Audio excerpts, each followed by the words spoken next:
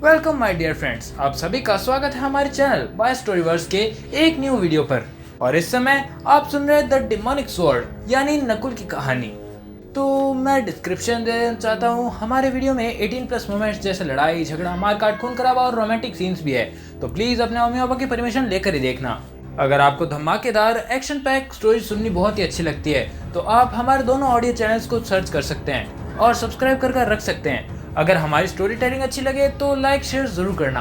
बाकी नीचे आपको कहीं ना कहीं कमेंट का बटन तो दिख ही जाएगा, तो उसके ऊपर भी कुछ कमेंट तो कर ही देना अगर आपको स्टोरी अच्छी लगे। तो चलो स्टोरी करते हैं स्टार्ट। जहां एक और एंट्रेंस एग्जाम में आए कुलीन परिवार के लड़के लड़कियों के पूरे ग्रुप्स के हाईएस्ट 30 पॉइंट्स हो रहे थे, वहीं दूसरी ओर नकुल अकेला ही 126 पॉइंट्स करके आराम से नींद ले रहा था। कुछ देर बाद देखते देखते एंट्रेंस एग्जाम के तीसरे दिन की शुरुआत होने का संकेत देने वाली रोशनी शेफलान पर्वत पर चमकने लगती है। सारे के सारे कंटेस्टेंट्स देखते देखते अपने ठिकानों से बाहर आते हैं और फिर से उस माउंटेन की टॉप की ओर बढ़ने लगते हैं। उन सभी ने सोचा था कि ऊपर जाने के साथ ही ये 30 की संख्या बढ़ती जाएगी, लेकिन जैसे जैसे वो ऊपर चढ़ते जा रहे थे वैसे वैसे रैंक 3 के एतीस की संख्या बहुत ही कम होती जा रही थी। और शायद इस अजीब सी असामान्य स्थिति का कारण वो काले सूट वाला लड़का था जो कि लगातार ऊपर चढ़ता जा रहा था और उन सबसे बहुत ही आगे था। वो लगातार अपने आसपास के सारे जीवों को मारता जा रहा था और ये तो साफ था कि नकुल के सिवाय और कोई ऐसा हो ही नहीं सकता था जिसने पहले दिन के दौरान कोई भी टाइम बर्बाद नहीं किया था और लगातार तब तक चढ़ता रहा था जब तक कि उसे जादुई जानवरों की संतोषजनक संख्या नहीं मिल गई थी। यानी एक तरीके से उसने अपने एंट्रेंस एग्जाम का पहला दिन सभी जानवरों को खोजने में बिताया था, जबकि दूसरे दिन उसने खुद के द्वारा सर्च किए गए सारे के सारे जादुई जानवरों के झुंड को साफ कर दिया था। और यही एकमात्र वजह थी जिसकी वजह से नीचे से आने वाले सारे के सारे कंटेस्टेंट्स कोई भी शिकार नहीं ढूंढ पा रहे थे, क्योंकि नकुल ने पहले ही उन सारे के सारे शिकारों को सफाचट कर दिया था। अभी कुछ लोग धीरे धीरे उस पहाड़ पर आगे चढ़ते जा रहे थे, जबकि दूसरी ओर एको के शरीर के अंदर नकुल की धीरे धीरे आंख खुलने लगती है। इस गर्म शरीर से बाहर निकलने के बाद नकुल देखते देखते एको को अपने अंदर बुला लेता है और फिर देखते ही देखते वो फिर से एक क्षेत्र की खोज करने के लिए निकल जाता है। कुछ देर बाद लगातार कई घंटों तक सर्च करने के बाद भी नकुल को कोई भी नहीं दिखाई दे रहा था। उसने पहले कुछ यती से लड़ाई की थी, लेकिन अब तो कोई भी यती उसके आसपास दिखाई नहीं दे रहा था। अरे यार, यहाँ पर तो कोई भी यती दिखाई नहीं दे रहा। मैं तो सिर्फ अभी 135 पर हूँ। मुझे टेलीपोर्टेशन एरिया के अंदर वापस जाने से पहले कुछ और शिकार तो करना ही पड़ेगा ना। बस 135, इतने से क्या मैं टेस्ट के अंदर पास हो पाऊंगा। मुझे टेस्ट के अंदर अच्छे नंबर लाने हैं, रैंक अच्छी लानी है। इसके लिए तो मुझे और भी बहुत कुछ करना पड़ेगा। नकुल इस समय यही सब सोच रहा था, जबकि उसे पहाड़ से नीचे उतरने और एग्जिट एरिया तक पहुंचने के लिए एक सीधी लाइन में दौड़ना था, वो भी सीधे सीधे पहाड़ से नीचे। उसकी वर्तमान स्थिति से यात्रा में अधिकतम 10 घंटे तो लगने ही थे। बस मैं थोड़ा सा और ऊपर चढ़ूंगा, जैसे ही रूम 150 पर पहुंचेगा मैं यहाँ से वापस चला जाऊंगा। अब फिर रैंक भले कैसी भी आए, बट स्टिल मेरे पास इतनी ताकत है। उसे लग रहा था कि 150 के साथ उसके 50वीं रैंक के आसपास कोई ना कोई रैंक तो आ ही जाएगी, और इसीलिए लगातार वो ऊपर चढ़ता जा रहा था। लेकिन अब आसपास का तापमान और भी गिरने लगा था और ऐसा लग रहा था मानो ये तापमान रात की बराबरी करने पर उतारू हो। लेकिन इस कड़ाके की सर्दी के बाद भी नकुल जैसे तैसे उस चोटी की ओर बढ़ता जा रहा था। लेकिन इतनी ऊपर चढ़ने के बाद भी नकुल को अपने आसपास कोई भी जादुई जानवर दिखाई नहीं दे रहा था। ऊपर से एको भी अपनी सुपर सेंसिंग एबिलिटी के बाद भी किसी को भी अपने आसपास सेंस नहीं कर पा रहा था। अरे यार, मैंने कुछ ज्यादा ही सोच लिया था क्या? ये टेस्ट इतना भी कड़ा नहीं होगा शायद। इस स्पीड से तो मैं इस ठंड के अंदर ही जम जाऊंगा। इतना आगे तो मुझे नहीं जाना चाहिए। अब तक नकुल के आसपास का तापमान बहुत ही ज्यादा गिर चुका था और इसी वजह से वो वापस जाने की सोच भी रहा था।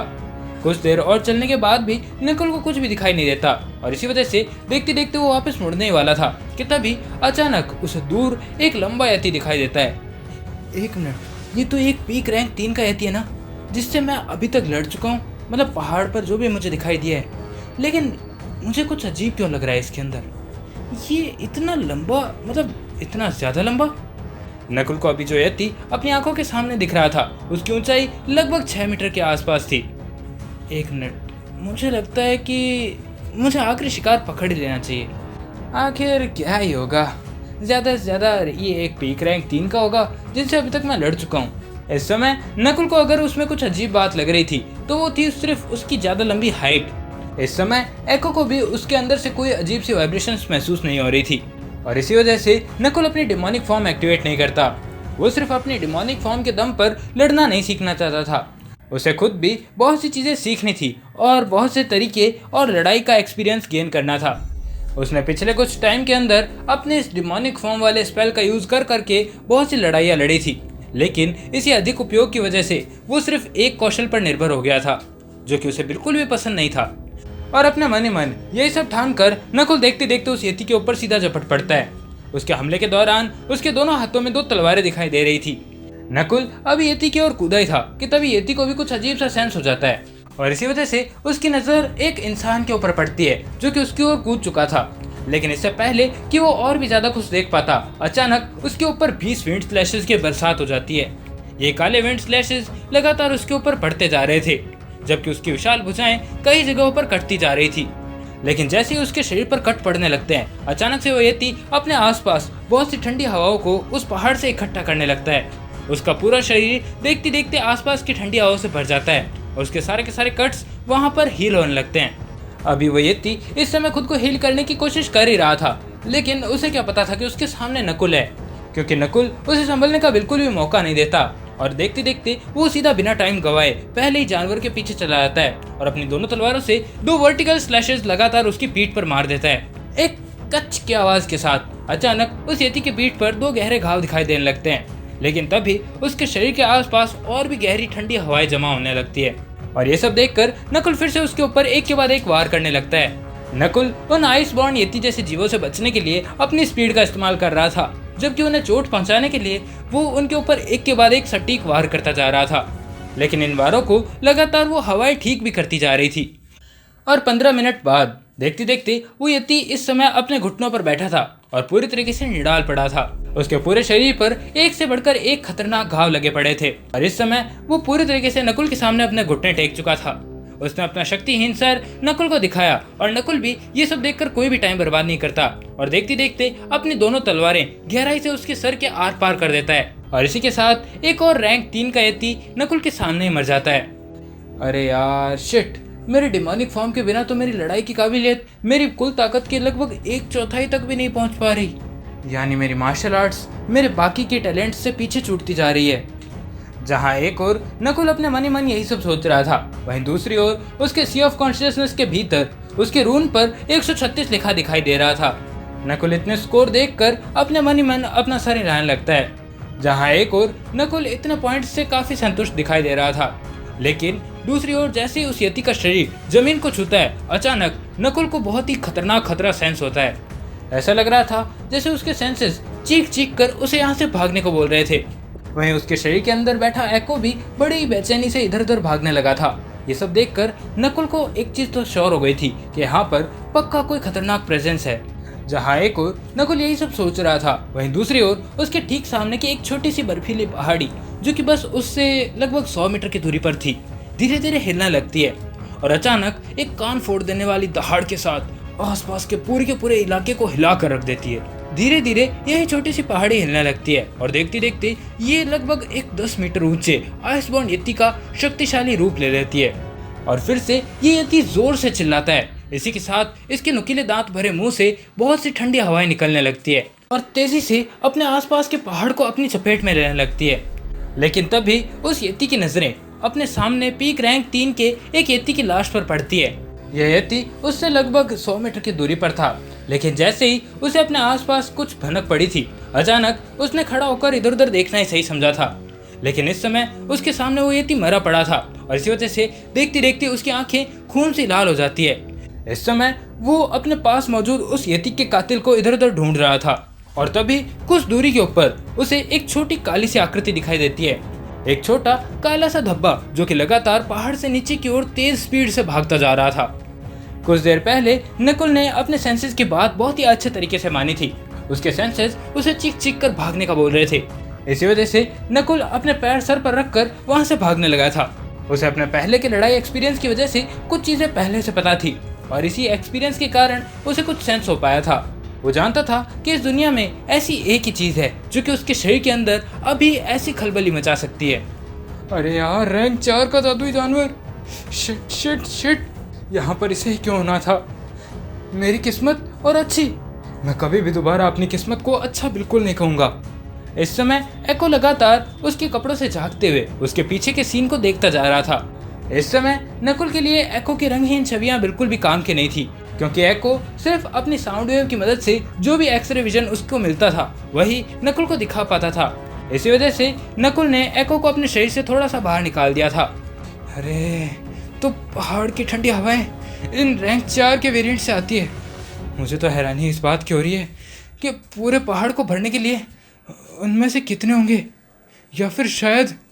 नकुल के मन ही मन ये सब सोचते ही अचानक एको किसी कैमरा की तरह अपनी दोनों आंखें उस पहाड़ की चोटी के ऊपर फिक्स कर लेता है। बोले तो शर्त लगा लूं, वहां पर ऊपर सचमुच कुछ और भी खतरनाक पक्का होगा। नकुल इस समय तो अपनी किस्मत के ऊपर शर्त लगाने को भी तैयार था कि यहाँ पर उसकी किस्मत इतनी फूटी होगी कि शायद उस चोटी के ऊपर रैंक 5 का कोई जानवर भी निकल जाए। वहीं दूसरी ओर वो रैंक 4 का यति देखते देखते एक जोर की दहाड़ उस पहाड़ से नीचे की ओर मारता है और नकुल का पीछा करने के लिए सीधा वहां से नीचे कूद जाता है। वहीं नकुल, जिसकी नजरें अब भी उस पहाड़ के ऊपर ही टिकी थी, अचानक देखता है कि रैंक 4 का वो यति उसका पीछा करना स्टार्ट कर चुका है और ये देखकर वो फुल स्पीड से वहां से नीचे उतरना स्टार्ट कर देता है। इस समय तक नकुल ने उस पहाड़ की चोटी को दोबारा देखना भी उचित नहीं समझा था और देखते देखते वो अपने पैरों में हाफ डिमोनिक फॉर्म एक्टिवेट कर देता है। इसी के साथ उसके पास डिमोनिक फॉर्म के वो बूट्स आ जाते हैं। इस समय नकुल ने सिर्फ डिमोनिक फॉर्म अपने पैरों पर ही एक्टिवेट की थी, जिस वजह से देखते देखते उसके पैरों पर वो काले जूते दिखाई देने लगे थे और इनकी वजह से उसकी स्पीड बहुत ही तेज हो गई थी। वो तेजी से यहाँ से निकल ही रहा था कि तभी अचानक उस रैंक 4 के यति के पीछे बहुत से रैंक 3 के आइसबॉर्न यतीस दिखाई देने लगते हैं और ये नज़ारा देखने में ऐसा लग रहा था मानो इंसानों की दुनिया पर जानवरों के छोटे से ग्रुप ने अटैक कर दिया हो। लेकिन ये सब देखकर नकुल का चेहरा अब तक पीला पड़ चुका था।